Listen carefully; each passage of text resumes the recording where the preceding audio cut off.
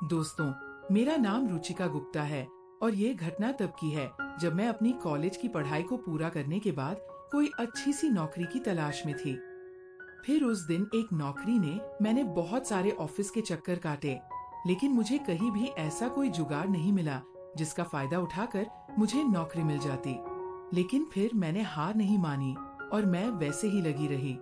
फिर मैं अपने इस समय को बिताने के लिए एक स्कूल बस ऐसे ही अध्यापक की नौकरी करने लगी।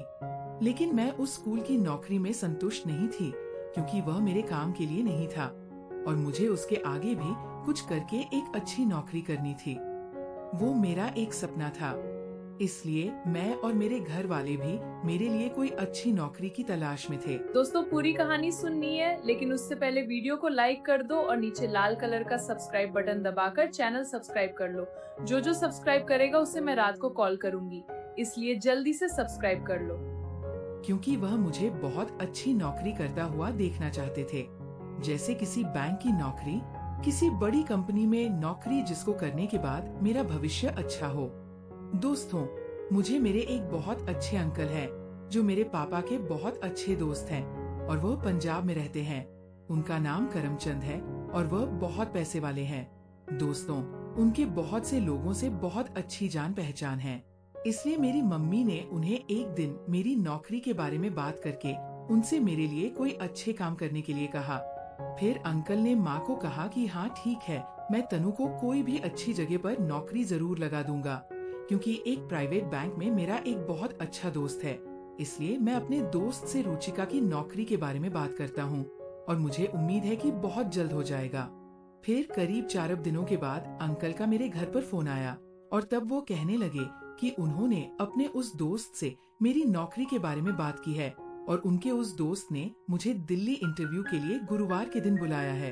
अब मम्मी ने उनको जाने कहा, ठीक है, रुचिका गुरुवार के दिन दिल्ली अपने उस इंटरव्यू के लिए पहुंच जाएगी।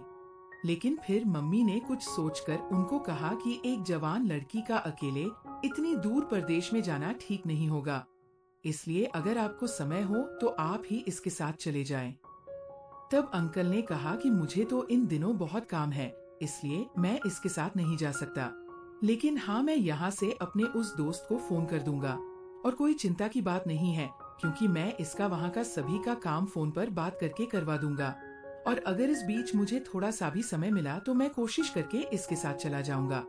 तब मम्मी ने उनको कहा कि ठीक है, जैसा आपको अच्छा लगे, लेकिन आप बस इसका काम जरूर करवा दो। फिर मंगलवार के दिन मेरे अंकल का फोन आ गया। उन्होंने मम्मी को कहा कि उनकी बात अपने दोस्त से हो चुकी है। मेरा इंटरव्यू बुधवार के दिन हो जाएगा और अब भी वो मेरे साथ दिल्ली चले जाएंगे। उन्होंने मेरे काम के लिए समय निकाल लिया है।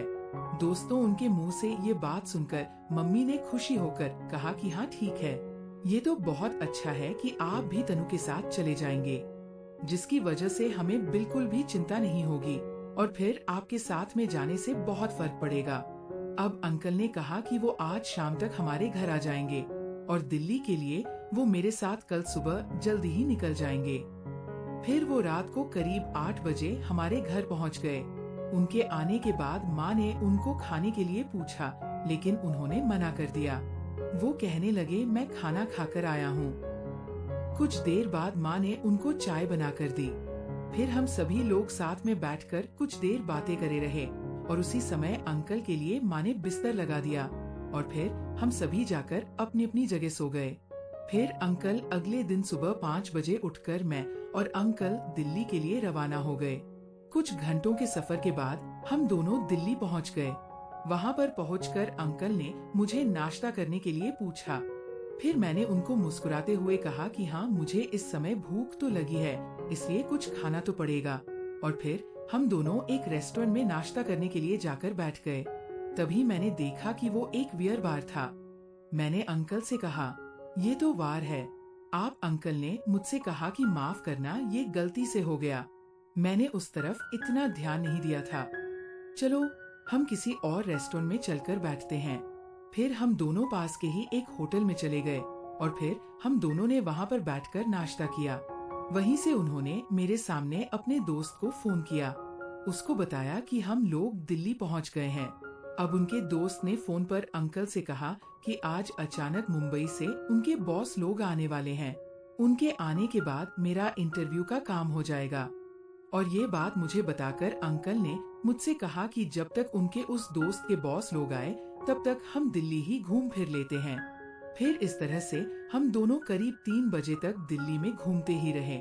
फिर मेरे कहने पर उन्होंने दोबारा अपने उस दोस्त को फोन किया। अब अंकल के दोस्त ने मेरे अंकल से कहा कि उनके बॉस की फ्लाइट देरी से है, इसलिए वो शाम तक आएंगे। और अंकल ने वो सुनकर कहा कि ठीक है, हम लोग शाम को 7 बजे तक ऑफिस पहुंच जाएंगे। उनके दोस्त ने कहा हाँ ठीक है, आप आ जाइए। फिर जब शाम को एकदम ठीक समय 7 बजे अंकल मैं उनके दोस्त के ऑफिस पहुंचे, तब हमें पता चला कि वह उस समय वहां पर नहीं था। और मेरे अंकल ने फोन करके उनसे पूछा, तब उनके दोस्त ने कहा कि उनके बॉस आज रात को यहीं पर रुकेंगे, इसलिए हम लोग भी अब एक कमरा लेकर कहीं किसी होटल में रुक जाएं।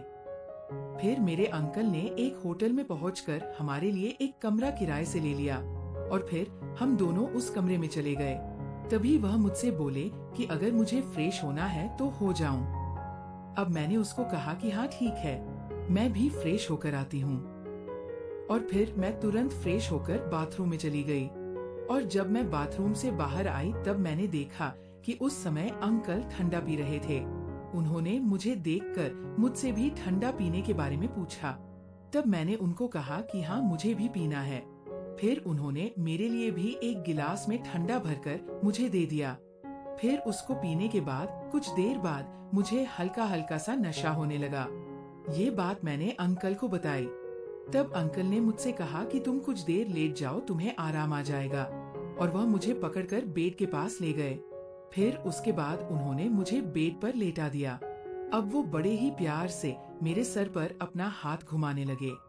फिर मैंने कुछ देर बाद महसूस किया, अब धीरे धीरे उनका हाथ मेरे गालों पर आ चुका था और अचानक उन्होंने मुझे एक बार छू लिया। अब मैं उनकी इस हरकत की वजह से एकदम हैरान रह गई। मैंने उनको कहा कि आप ये क्या कर रहे हैं अंकल? उन्होंने मुझसे पूछा कि क्या हुआ, और वैसे भी आजकल ये तो आम बात है और फिर किसी और इसके बारे में पता भी नहीं चलेगा। अब मैंने उसको कहा कि नहीं, ऐसा मुझे करना बिल्कुल भी पसंद नहीं है और आप वैसे भी मेरे अंकल हो। और उसे उन्होंने मुझसे कहा इस बात से क्या फर्क पड़ता है, और मुझसे ये कहकर वो मेरे पास लेट गए और अब उन्होंने मेरी शर्ट के बटन खोलने शुरू किए। दोस्तों, उस समय मैंने उन्हें रोकने की बहुत कोशिश की, लेकिन वो नहीं मानी। मुझ पर उस समय बहुत नशा, कमजोरी आ गई थी। उस समय उस बात का फायदा उठाकर उन्होंने अब वो मुझसे कहने लगे कि ये इंटरव्यू तो एक बहाना था। मैं तुम्हें दिल्ली इसलिए लाया था क्योंकि बहुत दिनों से मेरी नजर तुम पर थी। तुम मुझे बहुत अच्छी लगती हो और मैं एक बार तुम्हारे साथ कुछ करना चाहता था, लेकिन मुझे ऐसा कोई मौका हाथ नहीं लगा। इससे मैं पूरा फायदा उठाकर तुम्हारे साथ ऐसा कुछ कर सकता और मैं उसके लिए विचार करने लगा। फिर जब उस दिन तुम्हारी मम्मी ने मुझे फोन करके तुम्हारी नौकरी के लिए कहा, तब मुझे लगा कि ये मेरे लिए बहुत अच्छा मौका है जिसका मैं आज बड़े अच्छे से फायदा उठा रहा हूँ। दोस्तों, मुझे उनके मुंह से ये बात सुनकर अपने कानों पर बिल्कुल भी विश्वास नहीं हो रहा था और फिर मैंने ये सभी क्या और कैसे करना है इसका विचार बनाया। दोस्तों, मेरे बहू अंकल मुझसे जब ये सभी बातें कर रहे थे, उन्होंने मुझे ये सच्चाई बताई, तब मेरे नशा एक ही झटके में उतर चुका था। मैं अब अपने पूरे होश में आ चुकी थी, लेकिन मेरे बिल्कुल भी समझ में नहीं आ रहा था कि अब उस समय क्या करूं।